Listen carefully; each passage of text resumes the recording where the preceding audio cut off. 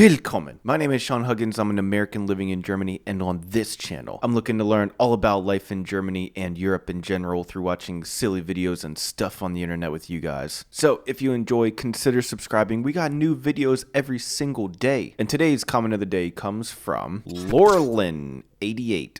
And they say, good reaction, keep it up, greetings from Bonn. Laurelin, thank you so much for the nice comment. It's much appreciated, and I'm glad that you like the reactions. Speaking of reactions, let's get into today's reaction. So today we have a part 2 of a video I did a little while ago, 10 plus incredible facts about Germany. So I guess we're gonna learn about Germany today. Let's see what we can learn together, hopefully. I'm curious. So, los geht's! Germany is our fatherland. Europe is our future. Ooh!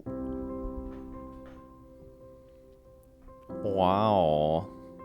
Welcome to the world of Germany, a beautiful country filled with great art, culture, and of people who have worked hard to change the way the world looks at them. And here on FTD Facts, we've explored the country in the past, but are continuing today to learn what is even more fascinating about this amazing, great country and its people. Hey everybody, welcome to FTD Facts. My name is Dave Walpole, and this is a channel where we talk about people, cultures, and places from all around the world. Now, Germany is a very unique and amazing country, and for me here, we're finally doing a part 2 because our first one was really successful, and a lot of you guys had some really positive things to say about the country. But for me, most of the people on the channel have been wondering, where the heck has Dave Walpole been for like the entire month? Because, well, I've been in South Africa working on a feature film, but one thing that was really good is I got to work with Peter Kurth, who's an amazing film and theater actor that's from Germany, and he told me so many great things about the country. So with all that in mind, we're going to take a deeper look at the country, and we're going to find out what is truly unique about it and what makes it special, and what makes it still stand today as one of the most powerful forces on the entire planet. Wow. So let's get cracking. First of all, did you know that there are many countries that use daylight savings time? Now, some of you guys may be wondering, what is daylight savings time? Well, in countries like here in Canada and Germany, what they do is they actually roll the clock in the summer seasons ahead by 1 hour in order to save energy. And for Germany, it was actually the first country in the world to implement daylight savings time. And although it was originally proposed by George Hudson in 1895, they brought it into service on April 30th, 1916. And it's interesting to know that Germany is a country that is the first country to ever do daylight savings time. They are also the first country in the entire world to mass produce a book. This would be the Gutenberg Bible, which was printed by Johannes Gutenberg in Mainz. Now, originally it was written in Latin, and currently there are only 49 copies of this book, with only about 21 in completed form. And because of that, these books are considered some of the rarest books in the entire world. And as for the amount of these Bibles that were originally printed, it is currently unknown. But since its original production, which was somewhere in the 1450s, it is estimated that there was a total 158 to 180 copies of the Gutenberg Bible. And for the 21 copies that are actually in completed form, they're distributed around the world, but the one that's in the New York Public Library was the first one that was actually purchased by the Americas. So in Germany, you might have heard of this very famous highway called the Autobahn. Now, many people will think that the Autobahn is a road where it has no speed limits. But however, it is reported that about 65% of the road operates without speed limits. This is illegal. This is very illegal. That suggest 80 miles per hour, with others suggesting 60 miles per hour. So there is a common misconception when it comes to the Autobahn, because a lot of people think that it was Hitler that created this highway, but that's not actually true. The original concept for the highway came from the Avis Experimental Highway in 1913. And above that, there were parts of the Autobahn that were actually created prior to the Nazi regime. But however, when the Nazi Party did come into power, they finished the highway because they needed to move troops from one side of Germany to the other. Now, Germany is also a country that is known for some very interesting architecture. For example, Frankfurt is an amazing skyline and is home to some of the tallest buildings in the country. Isn't Frankfurt the only skyline with skyscrapers? I think somebody commented that on one of my videos. I'm pretty sure that like these big skyscraper buildings are only in Frankfurt in Germany. Is that true? I think someone said that. But which building could be is wrong. the tallest building in Germany, and does it compete to other buildings around Berlin the world? Disco Well, Ball. the tallest goes to the Commerce Dang Bank it. Tower, which was built in 1997, and until 2003, it was the tallest building in all of Europe. And Whoa. from its completion, this Holy crap. 56-story tower comes in at 259 meters tall. However, it also reaches up to 300 meters with its spire, and it only took approximately 3 years to build. So now, Dang. when I was in South Africa, fast. one thing that my good friend Peter Kurth was always telling me about was the food in Germany, but more specifically the bread, because every single day when we were working on set, he would say, "I just want brown German bread." And I was like, what is so good about brown German bread? Well, apparently, Germany is known throughout the world for its famous bread. Me, I always thought it would be the French or the Italians, but I guess I was wrong, because rye bread coming from Germany is so good. For example, the pretzel is considered a type of bread that was created in the southern regions of Germany.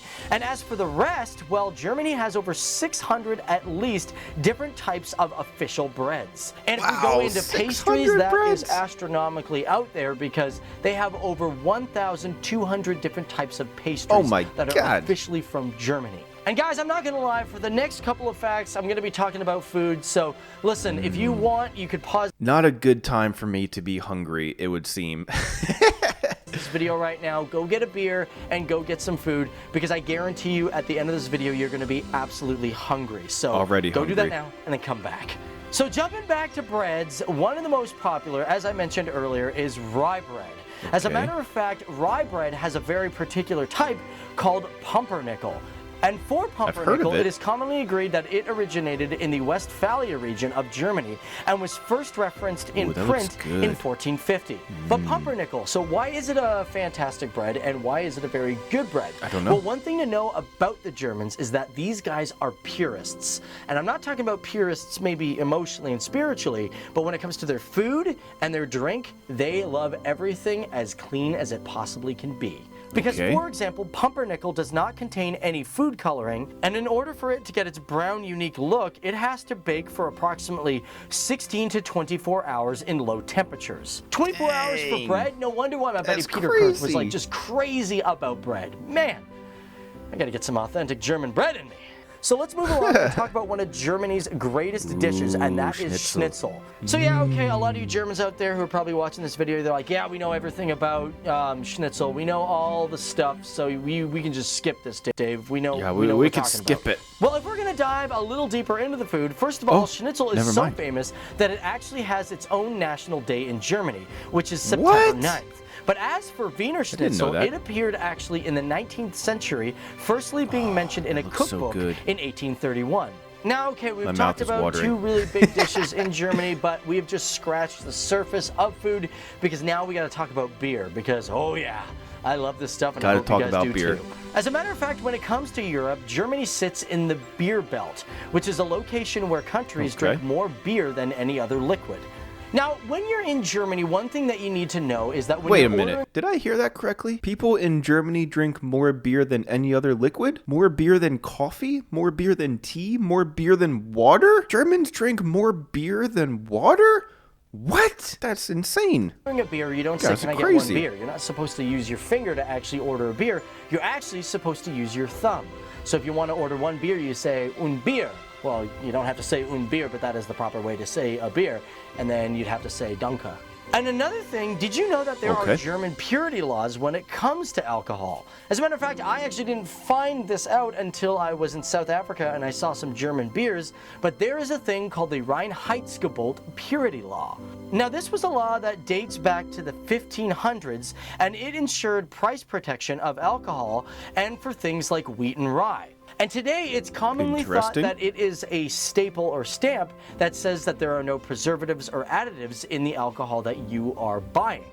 And as for this rule, it has been around since April 23rd of 1516, and it is one of the oldest food laws in the entire Dang, world. look at him go, Now today, some spilling people all the think beer. that it might be actually more for beer marketing and it doesn't have any proper value to it. But however, in today's world, it does mean that the beer is made of only hops, malts, and water, and even yeast. And if you drink Okay. wheat beers and it has this label, they are pretty much top of the line fermented. And I will say this, the beauty Cool. of having a drink that has the Reinheitsgebot stamp, well, you don't really get a hangover.